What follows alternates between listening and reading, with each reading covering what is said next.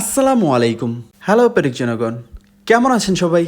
লাউয়ের আগা খাইলাম, ডগা গো খাইলাম, লাউ দিয়া বানাইলাম ডুগুডুগি স্বাদের লাউ, বানাইলো মোরে বৈরাগী স্বাদের লাউ, বানাইলো মোরে বৈরাগী। প্রথমে এই গানটার জন্য দুঃখিত, লাউয়ের প্রতি আমার ইমোশন বুঝাইতে গিয়ে গানটা গেয়ে ফেলেছি।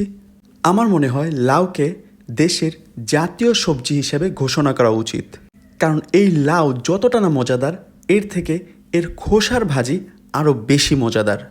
তাই যারা যারা এখনও এটা ট্রাই করেননি, আমার অনুরোধ থাকবে একবার হইলেও এটা ট্রাই করে দেখেন, আর আমার বিশ্বাস আপনারা এর স্বাদ ভুলতেই পারবেন না।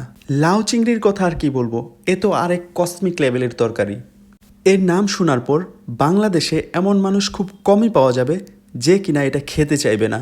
তবে যাদের চিংড়ি খেলে সমস্যা হয় তাদের জন্য আমি আন্তরিকভাবে দুঃখিত।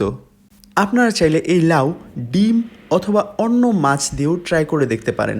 হয়তোবা চিংড়ি মাছেরটার মতো এত বেশি সুস্বাদু হবে না, তারপরও যথেষ্ট পরিমাণ মজা হওয়ার সম্ভাবনা থাকবে। আর আমার পক্ষ থেকে আমি আবারও জোর দাবি জানাচ্ছি, এই লাউকে জাতীয় সবজি হিসাবে ঘোষণা করা হোক।